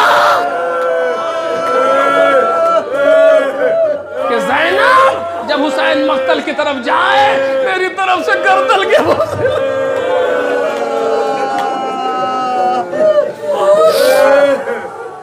بہت رو لیا، میں مجلس کو اسی جگہ تمام کر دوں، لیکن ایک خیال آ رہا ہے اور اسی پر 2-3 جملے اور۔ یہ زمانہ وہ ہے جب حسین ابن علی اپنی قربانی دے کے سو گئے، اور اب یہ ساری ذمہ داری 2 کاندھوں پر ہے، امام سجاد، حسینی زہرا۔ اگر اس تاریخ کی مناسبت کا ذکر نہ کروں تو جفا ہے۔ 12 محرم کو یہ قافلہ کوفے پہنچا، 1 ہفتے تک یہ کارواں کوفے میں قید رہا، 1 ہفتے کے بعد یہ کارواں شام کی جانب چلا، یعنی اب وہ وقت ہے جب قافلہ شام کی جانب جا رہا ہے۔ اس درمیان بہت سے واقعات رونما ہوئے، بس ایک چھوٹا سا واقعہ سن لے، مجھ سے کہا بھی گیا، بس 2 جملوں میں مجلس تمام، اور جب یاد آئے تو روئیے گا۔ اہل حرم جہاں سے گزرے انقلاب برپا کرتے ہوئے گئے۔ امام سجاد کی تقریروں نے، جناب زینب کی تقریروں نے لوگوں کو ابھارا، دلوں کو جگایا، جلا پیدا کی۔ ابن زیاد نے یزید کو لکھا، اگر یہ اہل حرم کچھ دن کوفے میں رہ گیا تو کوفہ ہاتھ سے نکل جائے گا، چونکہ لوگ انتقام کی تیاری میں ہے کہ ان کو راتوں رات کوفے سے شام بھیج دے۔ ابن زیاد نے کوفے سے شام کے لیے روانہ کر دیا، قافلہ شام کے لیے چلا۔ یہ خیال ہوا کہ کہیں ایسا نہ ہو کہ سلیمان ابن سرد خزائی وغیرہ یا اور لوگ حملہ کر کے ان سروں کو چھین لیں۔ تو یہ ہوا کہ رات میں، جو کوفے سے قریب ہے، رات میں کسی محفوظ جگہ پر ٹھہرا جائے، 2-3 منٹ عزیز بس، اور جب یاد آئے تو رونا۔ کسی اور مقتل کے فکرے پڑھ رہا ہوں، خطابت نہیں، کسی محفوظ جگہ پر ٹھہرا جائے۔ اسی فکر میں تھے کہ دور ایک روشنی نظر آئی، اس روشنی کے سہارے سے چلے، قریب آئے تو کیا دیکھا؟ کسی راہب کا دیر ہے۔ رات اچھی خاصی گزر چکی تھی، دق الباب کیا، ایسا ہی کوئی وقت ہے، دق الباب کیا، بوڑھا راہب دیر کے باہر آیا۔ کون؟ کہ ہم ابن زیاد کے سپاہی ہیں، ایک شخص نے یزید کے خلاف خروج کیا،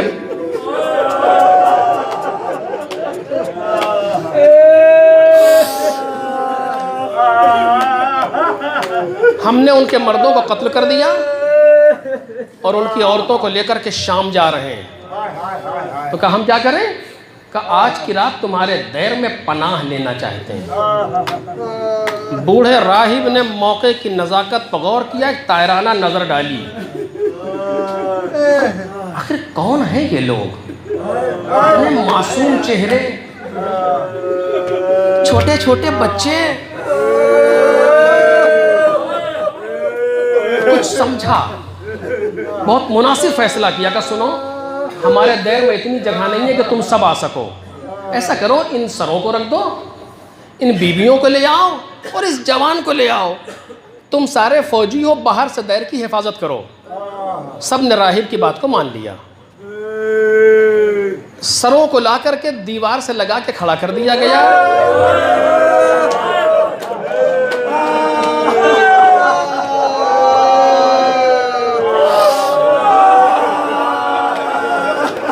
نوکے نیزہ پسا رہے نا, دیوار سے ٹکا کے رکھ دیا گیا. صحن خانہ میں بیویاں اور بچے کھڑے ہو گئے. ایک گوشے میں امام سجاد کھڑے ہو گئے. سر حسین کو مقتل کے فکرے ہیں. سر حسین کو نیزے سے اتارا گیا, ایک صندوق میں رکھا گیا, قفل کیا گیا اور جا کے ایک حجرے میں رکھ دیا گیا. فوجی سارے باہر ہیں, دیر کا دروازہ بند ہو گیا. راہب جا کے بستر پر لیٹ گیا. دو باتیں راہب کو پریشان کر رہی ہیں. کون سی باتیں؟ کہ جب سے یہ لوگ آئے ہیں عجب سی خوشبو ہے. کیسے پڑھوں؟ عجب سا نور ہے دائر کے اندر. کیا کریں, کس سے پوچھے؟ بیویوں سے پوچھا نہیں جا سکتا. اس جوان کی حالت ایسی نہیں ہے کہ کچھ پوچھے. لیٹے لیٹے سوچ رہا تھا کہ آنکھ لگ گئی, سو گیا. خواب میں دیکھا آسمان سے ایک اماری اتر رہی ہے, اسی حجرے کی طرف آ رہی ہے جہاں سر حسین رکھا ہے. اور ایسا لگ رہا ہے جیسے کچھ چادر میں لپٹی ہوئی بیویاں اماری پر بیٹھی ہیں, رو رہی ہیں, گریہ کر رہی ہیں. جب اماری قریب آئی تو ایک آواز آئی, راہب آنکھوں کو بند کر لے, پیغمبر کی بیٹی آ رہی ہے.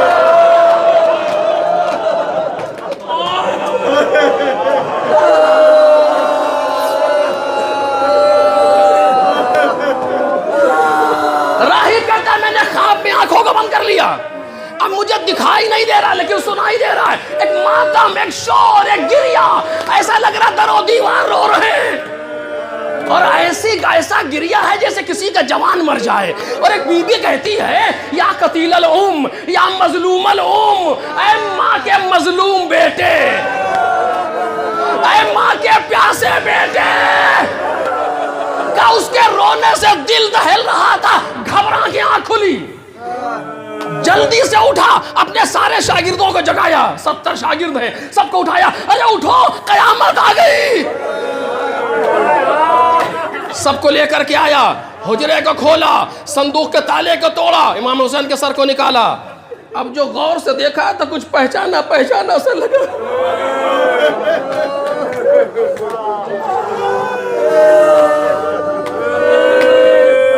لے کر کے آیا, اس جگہ رکھا جہاں عبادت کرتا تھا. کچھ دیر تک سب نے اپنے طریقے سے عبادت کی, پروردگار کی.